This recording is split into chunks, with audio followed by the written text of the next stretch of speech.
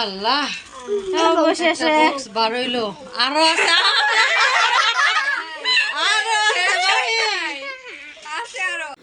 প্রায় 10 থেকে 12 কেজি দুধের দই বানাইলাম আমি, নোহার বাবা এবং নোহার বাবার ভাতিজা নাফিস, 3 জন মিলে।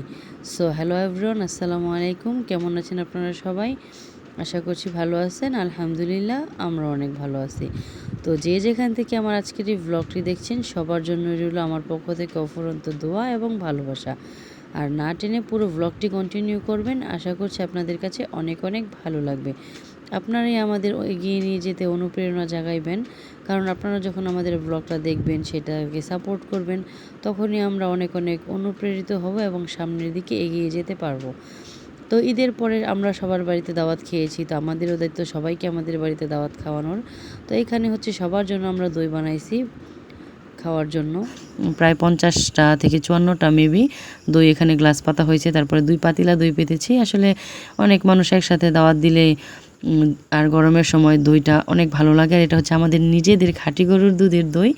আলহামদুলিল্লাহ আমরা গরুও পালি, তো সবাই এসেছে। তাছাড়া রান্নাবান্না নিয়ে অনেকটা ব্যস্ত ছিলাম। তো তারপরের দিন গিয়েছিলাম আমার হাজব্যান্ডের ফ্রেন্ডের বাড়ি বেড়াতে।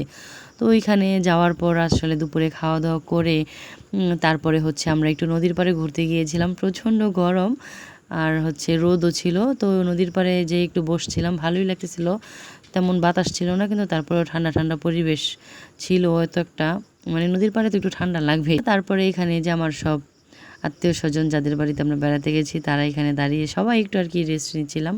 অনেকক্ষণ হাঁটাহাঁটি করতেছিলাম। আর এটা হচ্ছে আমার হাজব্যান্ডের ফ্রেন্ড। আমার হাজব্যান্ড হাঁটতে হাঁটতে ক্লান্ত, তাই ও আরও আগে একটা সামনে দোকান আছে ওইখানে আর কি বসেছিল। আর এখানে নদীতে ভালোই নৌকা চলে। এই জায়গাটা হচ্ছে কাশিমপুর। এখান থেকে ভাঙ্গা ব্রিজে আর কি মানুষ এইরকম ট্রলার দিয়ে পার হয়। তো আমরাও যেদিন বাড়ি থেকে বেড়াইয়া তারপরে বাড়িতে যাচ্ছিলাম, ওই দিন ট্রলার দিয়ে যাইতেছিলাম।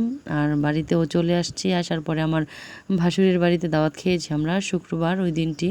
তো ওই দিন আর কি দুপুরে আমার ভাসুরের ওইখানে দাওয়াত খেয়ে আমরা অ্যাটেন্ড করেছিলাম আমার নানির বাড়িতে। আমার নানির বাড়িতে আমার বড় মামা, ছোটো মামা সবাই আমাদেরকে দাওয়াত খাইয়েছে। তো আমরা আগের দিন গিয়েছি, পরের দিন দাওয়াত খেয়ে তারপরে চলে এসেছি। তো বড় মামার বাড়িতে দাওয়াতটা আমরা রাতে খেয়েছি, দুপুরে খেতে পারিনি। তো এইদিকে এই যে আমার মামাতো বোনের জন্মদিন, আমার বড় মামার একটি মাত্র মেয়ে। তো ওর জন্মদিন ছিল। তো তারপরে আমরা আর কি মজা করে সবাই কেক টেক নিয়ে টুকটাক গিফট দিলাম। আসলে মামা জন্মদিন এত একটা পছন্দ করে না। আর ওই দিন দাওয়াতও ছিল আর ওর জন্মদিনও ছিল। এটা একদমই কোইন্সিডেন্সলি হয়ে গিয়েছে। তো পরে সবাই আমরা মজা করে একটা কেক কাটলাম। এমনিতে জন্মদিন উপলক্ষে কোনো মামা কোনো আয়োজন কোনো কিছু এগুলো পছন্দ করে না। তো এখানে তাই ওর মামা বা কেউ ছিল না। আমরা বাচ্চা কাচ্চা আমরাই বড়রা ছোটরা মিলে টুকটাক এইভাবে আর কি জন্মদিনটা পালন করলাম। তো এটা আর কি ওর জন্য সারপ্রাইজ ছিল আমাদের পক্ষ থেকে।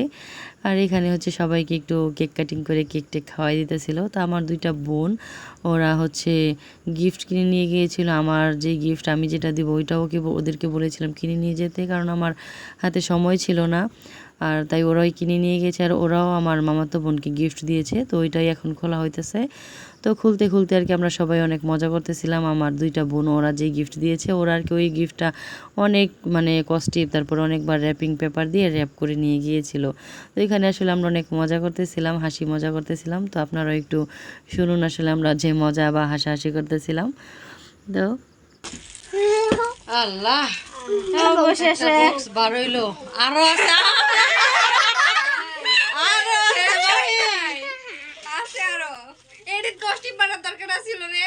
না থাক, আর খানানোর দরকার নেই, এমনি কারেন্ট গেছে গা। এটা আমি নিব। আচ্ছা নিয়ে লো। এই এডির ভিতরে তুই ঢুকাইছিলি আপু? হ্যাঁ কি ওই ইডি? এই যে মাহির কাঙ্ক্ষিত গিফট পেয়ে গেছে, দেখাও কি গিফট। খোল, পুরাটা খোল।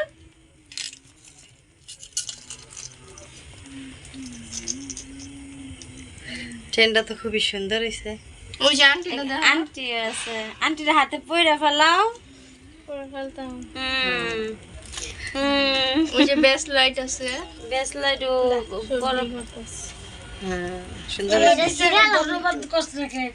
ধন্যবাদ কমাই ধন্যবাদ ধন্যবাদ। কানের দিন ভাই আঙ্গু গিফটটা কি দিছে আমি নিজেও দেই নাই খুলে দেখ তো তুইও দেখা তুইও দেখ আমারও দেখা কারণ গিফট কিনুনে দেখ এটা বেশি কিছু মানে বেশি এটা আমি জানতাম, এটা প্যাকেট বেশি বুঝছি। ও উপরে দায়িত্ব দিছি তোরে দেখি কি ওয়াও সুন্দর একটা মগ